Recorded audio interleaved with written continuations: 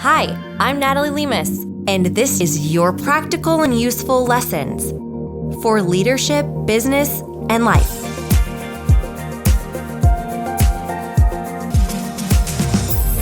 The action. I used to be very reactionary. Have you ever been like that? Like someone comes to you with an issue and you're like, why did that happen? What happened? I mean, I wasn't quite that bad. However, I would say, how did this happen? Why? What could we have done? What Where did the ball get dropped? Who dropped the ball? Things like that. And I still ask questions for understanding. I still go deep into knowing where things went wrong and where the chain of command broke down. And one major shift that I've made is on the realm of other people's opinions. So before, I felt like I was moving so fast, moving this business forward, and when people would come to me with their ideas or opinions or thoughts, it would be kind of challenging for me because I would just have so much going on that it would be very challenging for me to just sit down and listen and even create a culture where people would bring things up.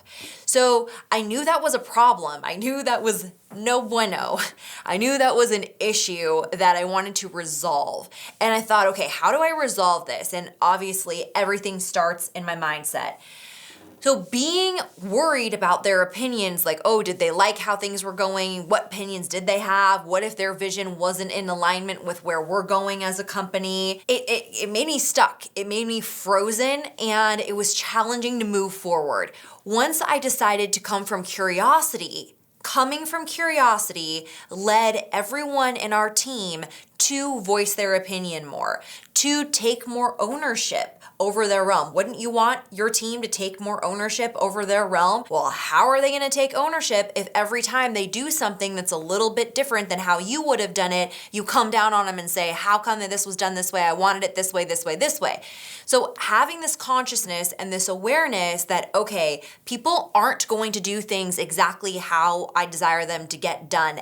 And what's more important to me, being a bottleneck in the system or being somebody that can empower our team to greatness, therefore allowing me to expand, do other things, open other divisions, bring on new clients and things like that. If I'm so focused and down in the weeds with my people, I'm blocking their growth.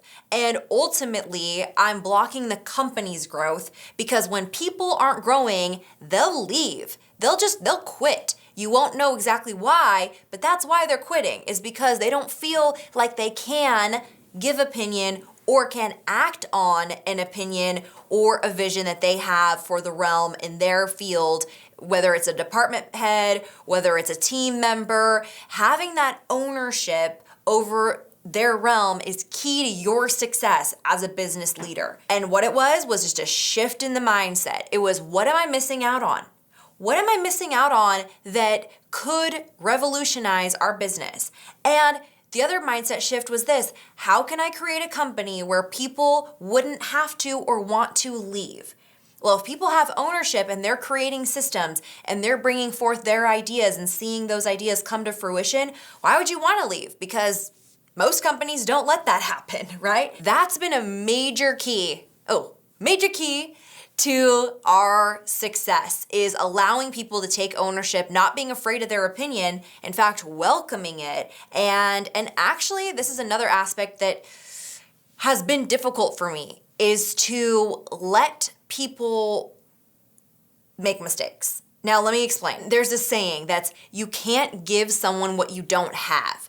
So if I was in this constant mindset of, I can't make mistakes, I have to be perfect, if I do make a mistake, I'm beating myself up for months and months and weeks, and I'm thinking about how crappy that was, then obviously I can't let anybody else in our companies make any errors or be a human, right? That's crazy. I specifically and intentionally let people make mistakes. Now, let me tell you, it's not going to be a mistake that's going to, harm a client's interest.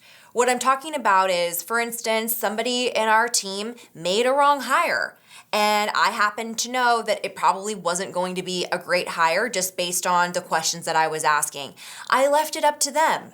If I don't let people, if you as a leader and if I don't let people fail forward, how are they supposed to grow? Like, how did you grow? Did you just wake up one day and you knew all this?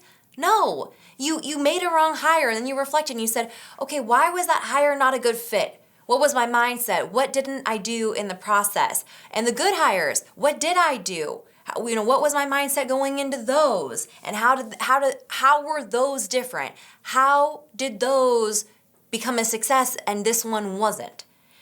We really, really put a cap on our team's growth if we have this expectation that they're never going to make a mistake.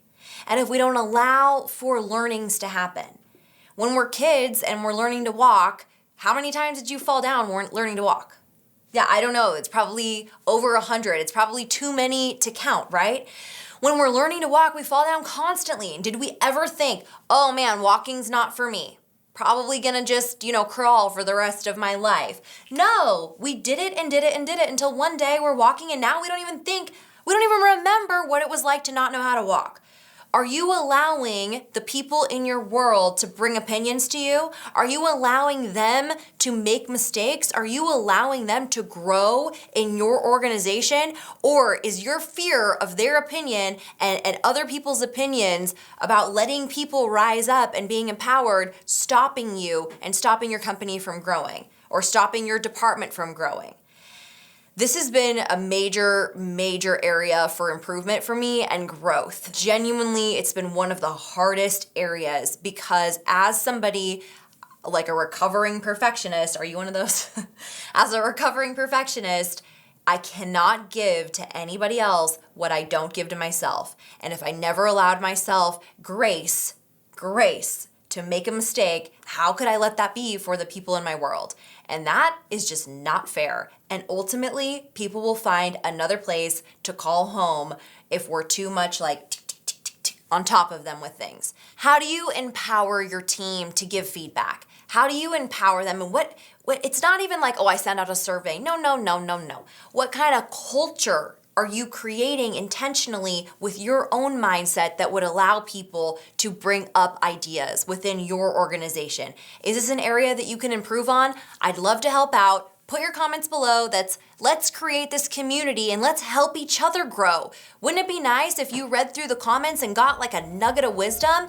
It'd be amazing. So let's help each other. Remember, #normalize success because I don't want any of you hoarding your success stories. Let's let those success stories be known so that we can all grow. Sound good?